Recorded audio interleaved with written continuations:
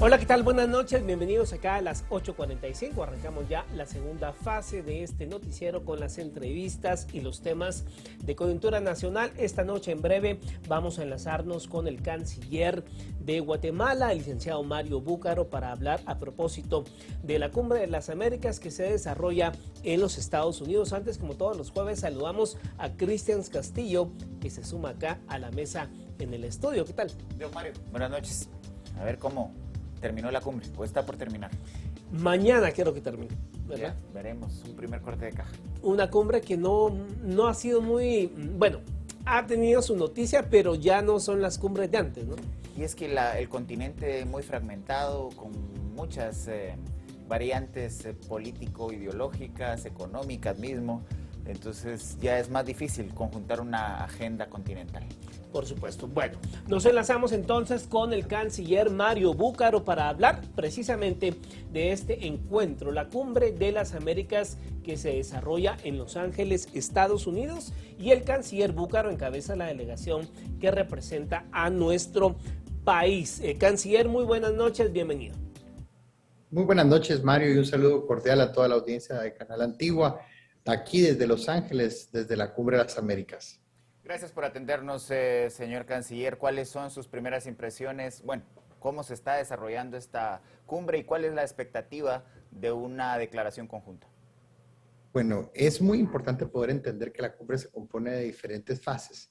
Desde el día de lunes estuvimos trabajando con todo el sector privado, sociedad civil, para poder llegar a los consensos necesarios de entender que los retos que hoy enfrentamos en el mundo después del 24 de febrero tienen un contexto de largo plazo, pero especialmente entender que son retos que nos afectan a todos. Hoy estamos ante la crisis más grande de seguridad alimentaria de nuestra historia, estamos en la etapa de recuperación post-pandemia, tenemos los elementos de cambio climático que estamos viendo con las diferentes tormentas que se avecinan y por supuesto el tema del efecto de la guerra en los efectos especialmente en temas energéticos.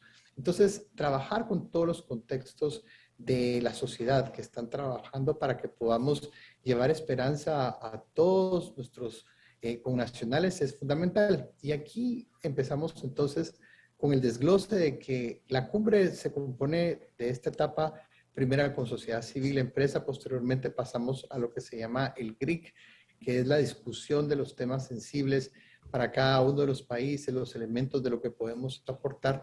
Yo saco de esta cumbre dos temas que son trascendentales. El primero es el concepto de responsabilidad compartida.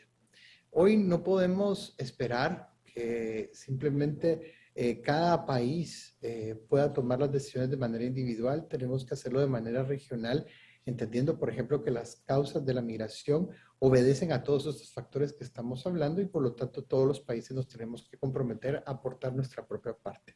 En el segundo, tenemos que hacerlo también sobre la base de la palabra que es dignidad, respeto a los derechos humanos, pero también los principios de no discriminación. Y aquí Guatemala trae una posición clara, especialmente en el tema del TPS, porque somos el único país que después de 18 años no ha tenido un tema de TPS. Entonces, no podemos tener un trato diferenciado para los guatemaltecos que están aportando aquí a los Estados Unidos impuestos, que tienen familia, que están trabajando. Y entonces, venimos con este concepto de decir, bueno, vamos a tener una responsabilidad compartida, vamos a tener dignidad y respeto de derechos humanos, pero especialmente tenemos que tener el trato justo y digno para aquellos que aportan esas remesas tan importantes para los guatemaltecos. Ahora bien, canciller, digamos, ¿cómo se va a desarrollar la jornada, el plato fuerte de esta cumbre? ¿Es mañana? ¿Usted va a estar, digamos, en esa reunión con otros presidentes? ¿Usted va a tomar la palabra en nombre de Guatemala? ¿Cómo va a ser la dinámica? Efectivamente, bueno, mañana al filo de las 3 de la tarde tendremos por aquí de Los Ángeles ya la presentación del discurso final de Guatemala, del aporte de todas las mesas de trabajo. Guatemala estaba dignamente representado con una delegación muy completa de todos los sectores de la sociedad guatemalteca.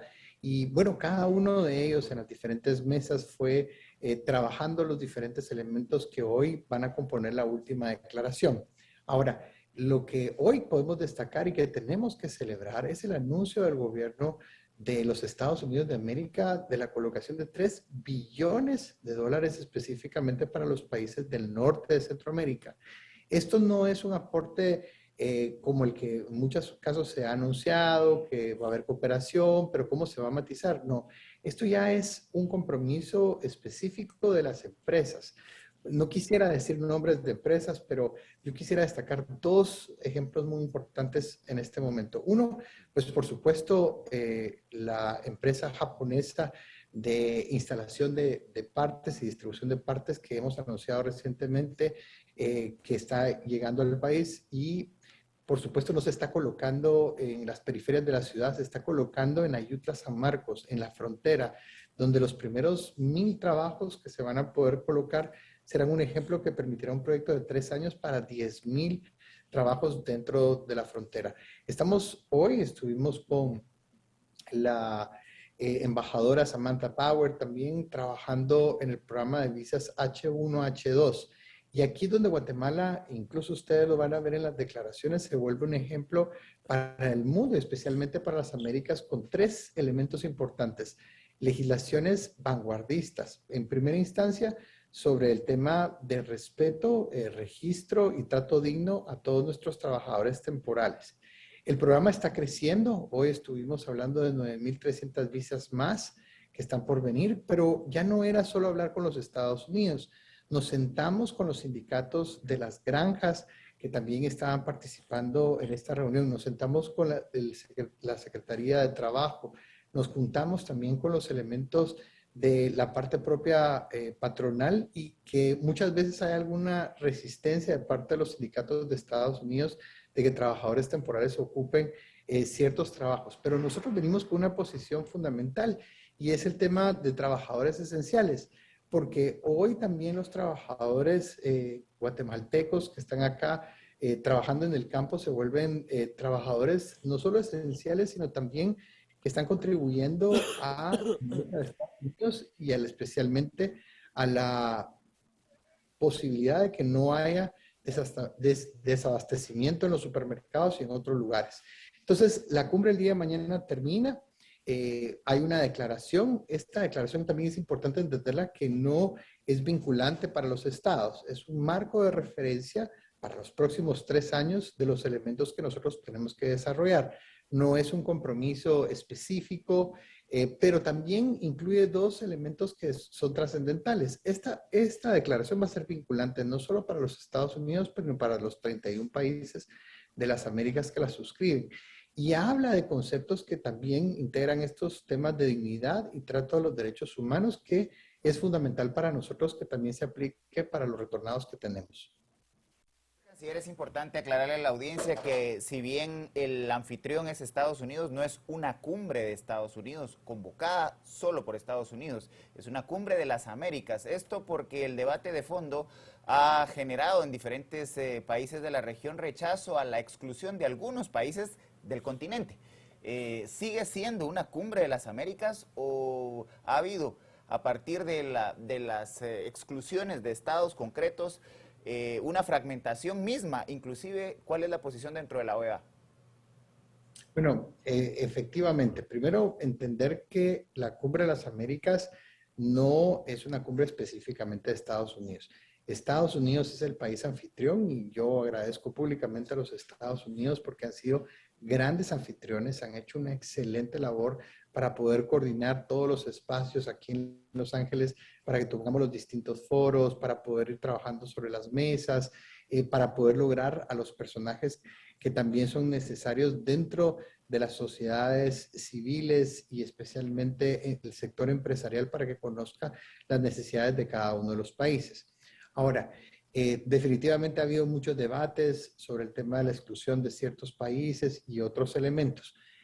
Yo sobre este tema, yo lo que quisiera destacar es que Guatemala como un país democrático ha sido invitado a la cumbre, aquí estamos, y que muchas delegaciones de varios países, incluyendo también del Caribe, lo han hecho a nivel de cancilleres, porque tenemos una labor también técnica, diplomática que llevamos a cabo para poder cumplir con las expectativas de esta cumbre, que van matizadas en 3 temas, porque la gente también dirá, bueno, ¿cuál es el resultado tangible de esta cumbre? Bueno, para Guatemala, 3.6 billones en inversiones del sector privado en Guatemala, El Salvador y Honduras. Este es un primer compromiso. Luego tenemos los acuerdos con AID de una renegociación también de un contrato de AID a 5 años para atacar las causas de la migración irregular. Eso va en un anuncio pronto que estaremos haciendo también para Guatemala. Y 3, que es fundamental, estos conceptos importantes de dignidad, respeto a los derechos humanos y otros elementos que se van a ver matizados en la cumbre.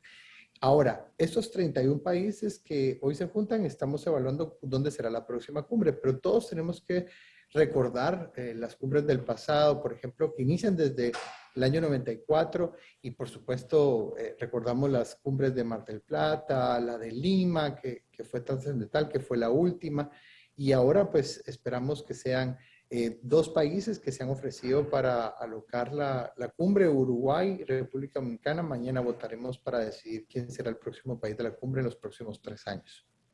Canciller, digamos, en ese contexto, ¿usted va a tener algún acercamiento, alguna reunión aparte, digamos, con autoridades de Estados Unidos para abordar todos los temas de relaciones bilaterales? El tema migratorio, por supuesto, es lo más importante en cuanto a la coyuntura de las relaciones Estados Unidos-Guatemala. ¿Va a tener usted un encuentro aparte? Hemos tenido varios encuentros ya. De hecho, tuvimos una gran conversación tanto con el secretario Mayorkas, con la misma Samantha Power. Acabo de estar con el secretario Blinken trabajando en algunos temas específicamente de la relación. Hoy puedo contarles que tuvimos 28 congresistas de ambos partidos trabajando con nosotros también en la noche en temas legislativos, conociendo estos avances de esta legislación que está teniendo Guatemala. Venimos trabajando en diferentes paneles también, no solo con también con el IDB, que es el Banco Interamericano de Desarrollo. Hoy también tuve reuniones con el secretario Almagro también, que son fundamentales en los temas de OEA, que juega un papel importante también en la organización de la cumbre, y no es una cumbre de OEA, pero sí se utiliza la plataforma de cumbres de OEA para la organización de ciertos paneles y foros. Por supuesto, hemos tenido también una representación importante empresarial, porque como ustedes saben, también Guatemala en este momento ocupa la presidencia del Consejo de la Asociación de Estados del Caribe, la segunda membresía más importante después de OEA, y en ese marco, por ejemplo, Guyana es un país que está creciendo en su Producto Interno Bruto debido a los hallazgos de petróleo que se han tenido. Creció más de 24% su Producto Interno Bruto, y ellos nos piden específicamente el desarrollo de la industria de azúcar, por ejemplo, como una parte. Luego tenemos reuniones con varios colegas también de la región. He tenido la oportunidad de platicar con los colegas de Surinam. Ellos nos piden el apoyo en palma de aceite. Guatemala es fuerte en esa parte. Con los colegas de Jamaica, con el tema de multidestinos. Imagínense ustedes que ahora con la apertura que acabamos de tener de esta aerolínea dominicana que pronto estará volando, Arajet, hoy un boleto que cuesta $1,200 a Santo Domingo, en un vuelo directo de Guatemala a Santo Domingo nos costará 300, pero al llegar a Santo Domingo se nos abre un abanico de oportunidades también de conectividad que podemos aprovechar. Es decir, todas estas reuniones paralelas, mañana estaré con la canciller de Canadá, también pidiendo visas temporales para Canadá. Tenemos un programa muy activo, sigue creciendo esa parte. Tenemos reuniones con los colegas de Centroamérica, por supuesto, en el marco también de la importancia de reactivar el sistema de SICA, que ha estado bastante paralizado por la falta de la elección del secretario general. Y entonces tenemos muchos elementos, pero no hemos descansado para poder avanzar en esto. Y también tuve una reunión con la presidenta de la Comisión Interamericana de Derechos Humanos, donde le manifestamos los elementos de, pues, por supuesto, nuestra inconformidad al reporte anual 2021 sobre los temas de derechos humanos. Dimos planteamientos importantes también a la comisionada, y gracias al trabajo que se ha venido haciendo, el mismo informe que todavía no ha sido publicado ya contiene no solo una ruta de trabajo, una respuesta clara, pero especialmente reconocimiento también de la CIDH, que somos un país democrático, pacifista y que tiene muchos elementos más que aportar en los temas de desarrollo, y los ejemplos también que hemos podido dar en muchos elementos importantes de la protección de derechos humanos. Canciller Búcaro, en la reunión con la señora Power se ha podido aclarar pues esas declaraciones presuntas que han trascendido en medios internacionales respecto de la posibilidad de la solicitud del retiro de la Agencia de Cooperación del Estado de Guatemala. Totalmente, y me encantó la palabra presunta porque eso es, ¿verdad? Son cosas que se han ido fuera de contexto a niveles de prensa, por supuesto. No sé si ustedes vieron el comunicado tan importante que nuestros gobiernos hicieron el viernes anterior de la gran relación que hoy tenemos. Pude compartir en la bienvenida también de la cumbre con el presidente Biden y su esposa Jill, los grandes proyectos que tenemos por delante, y él conoce muy bien el país y estoy seguro que muy pronto verán varias delegaciones de Estados Unidos viniendo a la región y especialmente a Guatemala para mostrar esa alianza tan importante que hoy tenemos entre Guatemala y Estados Unidos. Ahora bien, canciller, digamos, se ha abordado también el tema en cuanto la Secretaría de Estado de Estados Unidos ha implementado algunas sanciones a ciertos personajes en Guatemala, en específico la fiscal general. ¿Esos temas se han abordado en esta cumbre? No en la cumbre, en las reuniones. No, en esta cumbre no, y no en las reuniones. Aquí venimos a platicar sobre el futuro, construir los elementos necesarios que hoy nos retan, como los hemos platicado: migración, cambio climático, elementos necesarios, pero en esta cumbre no hemos tocado temas como esos. Canciller Búcaro, ha mencionado ya en alguna de sus intervenciones algunos de los temas que dominan la agenda continental, y uno de los que más llama la atención es el tema de la seguridad alimentaria, que se ha venido convirtiendo en un tema global, sobre todo a raíz de los impactos de la guerra en Ucrania, la invasión a Ucrania, y lo que tiene que ver con el cambio en el mercado internacional de fertilizantes, que podría impactar en la productividad agrícola del mundo. ¿Cómo se está abordando? ¿Cuáles son los retos concretos para América en ese contexto y sobre todo para países productores de alimentos? Efectivamente, bueno, este es un reto que hoy tenemos que enfrentar, pero también una gran oportunidad para nosotros, entendiendo que fuimos la economía más resiliente de las Américas durante el COVID, porque nosotros producimos una serie de commodities importantes que también son trascendentales para nuestra economía, y como un país de vocación ya no solo agrícola, sino agroindustrial, pueden aportar muchísimo también al continente. Destaco precisamente el tema de los fertilizantes, y en ese sentido nosotros hemos venido haciendo acercamientos con países como Marruecos, que están dispuestos también a instalar fábricas con fosfato para poder venir a la región y utilizar a Guatemala como un hub. La próxima semana tendremos visitas de Qatar también, que valoran muchísimo el tema del cardamomo guatemalteco para ir generando clústeres también de distribución de commodities importantes como el cardamomo. Nosotros tenemos una gran oportunidad, pero nuestra preocupación más grande, y especialmente la preocupación del presidente Alejandro Yamatei, está en llegar al pequeño y mediano productor.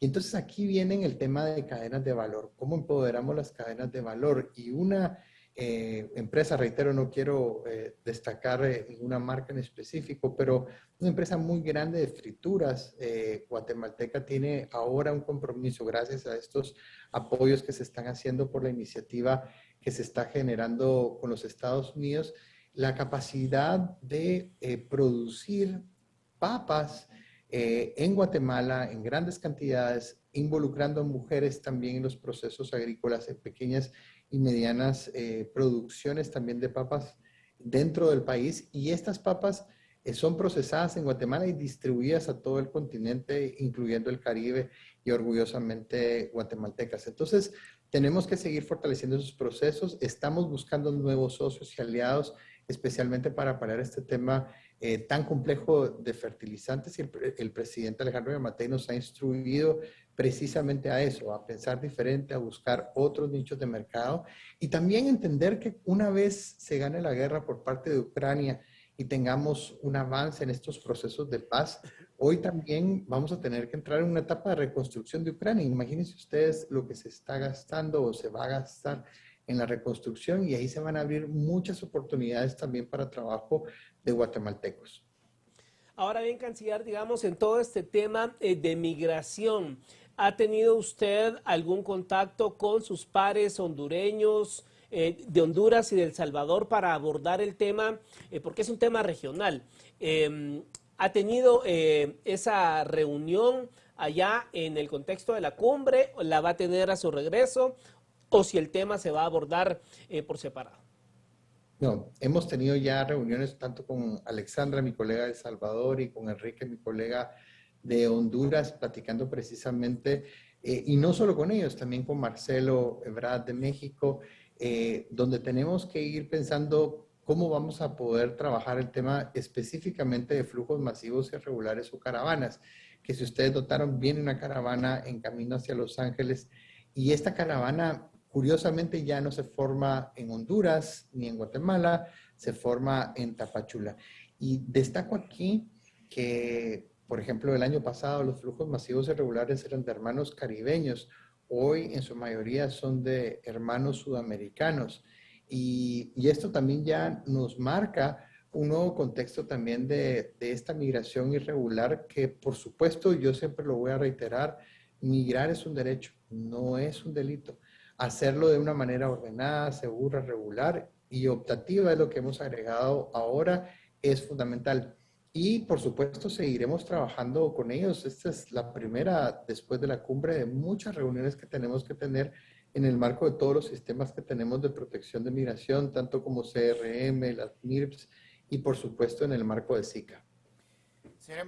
Señor canciller, ¿cuáles son los elementos que podrían garantizar que ahora sí no se levanten expectativas falsas con la posibilidad de la venida de esta inversión extranjera directa, teniendo en cuenta que tenemos muy malos antecedentes? El Tratado de Libre Comercio entre Estados Unidos, Centroamérica y República Dominicana ofreció miles de empleos que hasta el día de hoy no se han concretado. Y luego el Plan para la Prosperidad del Triángulo Norte igualmente ofreció 5.000 millones de dólares, de los cuales casi 3.7 tenía que estos países de la región endeudarse con el Banco Mundial. Y básicamente ambos proyectos levantaron falsas expectativas. ¿Cómo evitar que estas declaraciones que se han dado en medio de esta cumbre nuevamente sean una oferta fallida para la región? Bueno, yo creo que el éxito de este programa específicamente es que este es un trabajo que se ha venido haciendo ya desde hace bastante tiempo de parte del gobierno de Estados Unidos con las empresas americanas, y lo que hoy escuchamos ya son compromisos específicos de empresas que están en el lugar. Puedo hablar de cadenas de supermercados muy grandes que trabajan ya en Guatemala. Tenemos también distribuidoras de bebidas muy grandes en Guatemala. Y estas compañías que ya están en el país, que conocen la realidad de Guatemala, se unen a este esfuerzo que se está haciendo, reciben también el apoyo de fondos federales para poder avanzar en los temas que tienen. Y entonces hace una gran diferencia porque ya no es una ayuda condicionada que se va muchas veces a través de diferentes componentes de entidades de gestión de proyectos de Estados Unidos o guatemaltecas, sino que va directamente al sector empresarial, y sector empresarial desarrollando el concepto de responsabilidad social y ampliando los programas. Así que yo creo que este es un approach completamente distinto y que creo que puede hacer una diferencia. Bueno, creo que hemos perdido la señal con el canciller. ¿Nos escucha, canciller?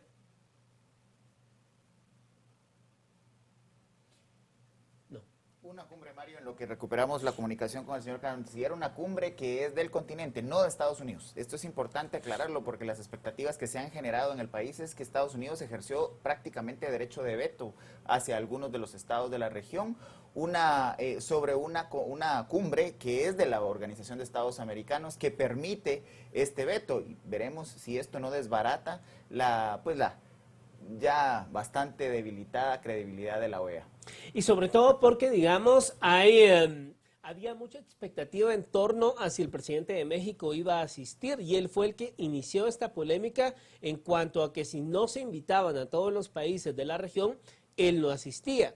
Y digamos, a esa postura se sumó Honduras, Bolivia y varios países de la región. En concreto, yo solo pude ver al presidente de Costa Rica, que llegó y al presidente de Chile, si no estoy mal, y de ahí solo a nivel de delegaciones de cancilleres. Y es que es una cumbre, insisto, del continente, es una cumbre convocada por la Organización de Estados Americanos que ha sido la base de organización, etcétera, y aunque Estados Unidos está siendo en este momento el anfitrión, en esta cumbre en particular, Estados Unidos ejerció un derecho de veto sobre quienes podían y quienes no podían asistir, siendo el marco de convocatoria un marco más amplio, un marco que va más allá de los intereses propiamente de la política internacional definida por Estados Unidos. Saltan a la vista, hay algunos temas importantes que el señor canciller ha referido, el tema de seguridad alimentaria, cambio climático, crisis energética, mientras que obviamente estos temas son continentales, ahí se inserta también el tema de las migraciones, que para Estados Unidos en particular es un problema inmediato y que le ha venido generando serios problemas de gobernabilidad y gobernanza en la administración de los demócratas. Y sobre todo porque estamos hablando, Christians, de que este ya no solo es un fenómeno de centroamericanos intentando llegar a Estados Unidos. Por ejemplo, la caravana que está en este mismo contexto, paralelo a la cumbre, y que está recorriendo en estos días, en esta semana, el territorio mexicano, es una caravana de venezolanos, por ejemplo. Entonces, digamos, se ha convertido esto en un fenómeno y en un tema que ya no solo ocupa a Centroamérica, sino que es un tema que ocupa también a Sudamérica, a Panamá, a Costa Rica, por todo el trayecto que toman los venezolanos, ¿no? Y es que evidentemente los flujos migratorios no solo son hacia el norte. Hay que entender que Estados Unidos no es el único país que atrae migración en el continente. Usted bien lo refiere, Costa Rica, por ejemplo, atrae de migración neta desde Nicaragua, Colombia, ahora desde Venezuela. Bueno, Venezuela está generando flujos migratorios prácticamente hacia todos sus vecinos y hacia toda la parte norte de Sudamérica, Lima, Ecuador, perdón, Perú, Ecuador, Colombia. Y esto se va a complicar a partir de estos temas que han sido ya planteados por el señor canciller. Cuando el hambre aprieta, básicamente los seres humanos buscan en dónde pueden satisfacer sus necesidades. Y todo esto además se está agudizando con los problemas del cambio climático. Estamos ante un invierno completamente atípico. Ya el fenómeno de la Niña está generando una serie de precipitaciones en Guatemala. Los suelos empiezan a estar ya sobresaturados de agua. Esto afecta la producción de alimentos y obviamente el impacto de la pandemia que nos ha dejado la pandemia en materia económica se va a agudizar con todos estos problemas y al final todo termina en flujos migratorios, porque la gente busca en qué país o en qué contexto poder solventar sus necesidades más básicas, Mario. Ahora, Christians, en esta cumbre hay un tema bastante, ya lo había referido usted, en cuanto a ese derecho de veto que Estados Unidos se arrogó. Y, por ejemplo, el canciller mexicano Marcelo Ebrard el día de ayer hablaba acerca de reimpulsar o crear a nivel regional nuevos mecanismos de multilateralidad, porque él decía que, pues bueno, ya por ejemplo la OEA pues daba indicios de que es una estructura que ya no se acopla a las necesidades del siglo XXI. Estoy viendo un cable de la agencia EFE donde el presidente de El Salvador, Nayib Bukele, dice que la OEA ya no tiene ninguna razón de ser. Entonces nos encontramos, digamos, en un contexto donde los presidentes han rechazado ir a esta cumbre, pero estamos también en paralelo posturas de llamados a crear un nuevo ente porque muchos ya no confían en la OEA. Y es que el elemento más preocupante es que la OEA permite el derecho de veto que ejerce Estados Unidos a la presencia de estos países, independientemente de las circunstancias que se están viviendo en estos países. Para eso existe la OEA, para discutir los problemas que más aquejan a la región. Pero tenemos ya la comunicación con el señor embajador que nos acompaña, el señor canciller que nos acompaña directamente desde Estados Unidos, Mario. Canciller Mario Búcaro, recobramos la comunicación con su persona. Nos estaba hablando acerca de todos los temas, sobre todo el migratorio, la inversión que se viene para la región. Estábamos ahorita hablando con Christians acerca de todas estas críticas que han surgido en el contexto de esta cumbre, en donde hay estados que llaman a la necesidad de replantearse un nuevo organismo o un nuevo ente regional. Algunos critican a la OEA. ¿Cuál es la postura de Guatemala en torno a esto? Bueno, la postura de Guatemala, sin duda alguna, es definitivamente entender que hoy el multilateralismo debe adaptarse a la realidad que estamos viviendo en el contexto global y el contexto de futuro. ¿Cómo surge el multilateralismo después de la Segunda Guerra Mundial, la fundación de las Naciones Unidas y, por supuesto, para nosotros el ejercicio tan importante de la Organización de Estados Americanos y del Caribe? Son espacios que se fueron contemplando en el siglo pasado y que también necesitan adaptarse al contexto de lo que está. Pues más que terminar con el sistema es completamente hacer addendums, tratar de proponer una actualización del sistema. De hecho, con el secretario Gutiérrez en Naciones Unidas se ha venido platicando el tema de la agenda nueva, ¿verdad? De nuevas perspectivas globales. Y aquí tenemos que ver también que los procesos que tenemos de digitalización también, que son fundamentales para entender el teletrabajo y otras instancias, nos ayudan a que el multilateralismo venga a poder construir una nueva narrativa de lo que será el futuro. Destaco, y por qué menciono esto, que aquí en la cumbre tuvimos exposiciones, por ejemplo, del CEO principal de Facebook, estuvimos con Google, estábamos trabajando pues con la gente de Microsoft, y miren qué interesante, y por qué voy a esta televisión, se está hablando del metaverso, y cómo vivir en el metaverso, cómo poder tener soberanía en el metaverso, cómo poder abrir embajadas en el metaverso, consulados en el metaverso, tener una identidad en estos espacios, comprar dentro de los mismos. Vimos el tema de NFTs y cómo los gobiernos pueden ir regulando también eso. Entonces, se marca un nuevo orden de trabajo digital donde no podemos tener esas instituciones rígidas que muchas veces aíslan a unos y a otros países, y que esta virtualidad y esta globalización de elementos también que se están haciendo van a generar, imagínense ustedes los efectos del cambio climático, y lo acabamos de ver en la pandemia, el mundo se vuelve cada vez más hostil. Y entonces pensar que tal vez nuestros nietos ya no van a querer salir a la calle, como nos pasó muchas veces a nuestros hijos que ya se habían acostumbrado a no ir al colegio, porque el mundo va a estar lleno de más pandemias, o tal vez pues la influencia de los rayos solares UV van a ser más fuertes, o no va a estar el ambiente necesario, va a hacer que tengamos que convivir en metaversos. Y entonces ahí entra el tema de que todos estos espacios multilaterales tienen que actualizarse, y tenemos que comenzar a buscar ya no solo el tema de nacionalidades ni de fronteras, sino también de los espacios donde podamos tener una función colaborativa entre los países. Señor Canciller, como hace un siglo, luego del cierre de la Primera Guerra Mundial y luego de superar la pandemia de la gripe española, hubo un efecto de retardo que llevó a la humanidad en 10 años al crack del 29, a la Gran Depresión de 1929. Un siglo después estamos precisamente surfeando la pandemia, el mundo empieza a resentir los impactos de la guerra, de la invasión a Ucrania. ¿Cómo América se está preparando para los efectos que tendrá todos estos fenómenos, además del cambio climático y todo lo que usted ha referido, en un eventual crack que pudiera llegar en el futuro? ¿Y cómo América se prepara para ello? Bueno, es parte de las discusiones de la Cumbre de las Américas. Destaco aquí que el hecho que estemos hoy juntos, más allá de muchas diferencias que hoy podamos tener, platicando y manteniendo este diálogo de lo que está por venir, eso es lo primero, ¿verdad? Lo más positivo, y eso es lo lindo de la diplomacia, ¿verdad? Que tiende puentes, que acerca y que permite estos diálogos colaborativos hacia donde vamos adelante. Las Américas hoy, sin duda alguna, hemos entendido que solo juntos, en el intercambio que hoy tenemos, tomando en cuenta los acuerdos que ya están entre nosotros, por ejemplo, a nivel del sistema centroamericano, Guatemala, El Salvador y Honduras destacan esa integración profunda en temas aduaneros. Estamos trabajando con México ahora también el tema especialmente del despacho aduanero conjunto que fue aprobado por el Senado de México. Estamos trabajando ahora también los elementos necesarios con Estados Unidos para facilitar los procesos aduanales.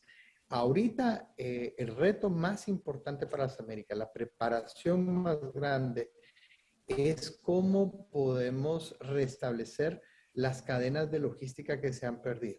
Ustedes saben, el costo de los contenedores se han incrementado. Entonces, hoy enfrentamos tres tipos de guerras, ¿verdad? Una guerra híbrida específicamente bacteriológica con el tema de las pandemias. Una guerra logística comercial donde los costos de los contenedores se han incrementado. Y por supuesto ahora también una guerra armamentista que se está desarrollando y vemos con suma preocupación también cómo países antidemocráticos eventualmente pueden llegar a recibir también tropas de otros países que son antidemocráticos y que pongan en peligro la estabilidad de la región. Y en ese sentido, Guatemala, destaco, ya la próxima semana está haciendo el depósito de la ratificación del Tratado de No Proliferación de Armas Nucleares. Como ustedes saben, hace 55 años nosotros firmamos el Tratado de Tlatelolco, que nos hizo ser la primera y la única región libre de armas nucleares. Y ustedes dirán, bueno, ¿qué tiene que ver este contexto? Vemos los lanzamientos de Corea del Norte y el veto de China ahora en Naciones Unidas, lo que nos hace hacer una resolución importante ahora en el Consejo también, porque no podríamos permitir, imagínense usted la crisis de misiles que se dio en la década de los 60 también, si hubieran plataformas de emplazamiento de misiles de larga distancia en nuestra región. Las Américas se están preparando precisamente para fortalecer estos lazos de cadenas de protección en materia de seguridad. Estamos trabajando en el restablecimiento de las cadenas logísticas que son fundamentales, como facilitando los procesos aduanales terrestres, pensando a través, por ejemplo, de los proyectos Mesoamérica, a través de la AEC, líneas de cabotaje marítimo que nos permitan tener una mejor interconectividad, transporte logístico de corta distancia y, por supuesto, en los temas de guerra bacteriológica y la pandemia que estamos viviendo. Hoy pues destacamos también un esfuerzo muy grande que hemos venido haciendo también con CEPAL. Entonces, desde ya hay una plataforma bastante grande, no solo de intercambio colaborativo para la creación de nuestras propias vacunas. Yo destaco, por ejemplo, la vacuna Patria de México, que es un ejercicio muy importante, una vacuna nasal de bajo costo. Y todas esas plataformas y patentes están a disposición y las Américas las está compartiendo para hacerlo. Y por último, también destaco el ejercicio del ALCE, que fue la Agencia Latinoamericana Aeroespacial, que ahora nos permite también tener mapas de desarrollo satelital para poder ver los efectos del cambio climático en nuestras regiones y, por ejemplo, anticipar procesos de pues, lluvias intensas que puedan ir afectando, y toda esa información también nuestros ministerios ya la tienen a su disposición. Y, por ejemplo, MAGA trabaja fuertemente en la anticipación de estos fenómenos. Pero entonces, todos estos elementos se ven en un solo conjunto como una sola región. Una sola región importante, destacar nuevamente libre de armas nucleares, con fuertes lazos importantes de materia de seguridad y especialmente con los commodities y los recursos que se necesitan. Quiero destacar otra cosa importante que se acaba de mencionar. Países latinoamericanos que tienen componentes tan importantes de minería como el litio, que son de gran demanda en estos momentos, litio, cobre, que son importantes para los temas de celulares, computadoras. Entonces estamos en un muy buen momento, creo yo, como las Américas, y seguimos estrechando esos lazos de amistad y pensando juntos vamos a poder salir adelante de cualquier crisis que se avecine. Bueno, canciller Mario Búcaro, le agradecemos su tiempo para las 8:45 de Canal Antigua y pues le deseamos todo lo mejor el día de mañana en lo que será la jornada cúspide de esta cumbre. Feliz noche. Muchísimas gracias. Gracias por esta gran oportunidad y buenas noches hasta allá, a nuestra casa en Guatemala. Adiós. Bueno, Cristian, varios temas que son de importancia, sobre todo, digamos, para Guatemala, El Salvador y Honduras. Y ojalá en concreto se logre algo, porque las críticas a estas cumbres, ya 9 en total, no han generado un impacto real, y el mismo canciller lo refería, la declaración no es vinculante, claro. Es decir, es como las resoluciones de algunos organismos que son solo morales. Bueno, gracias, Cristian, nos vemos la próxima semana. Ustedes en casa tengan un reparador descanso.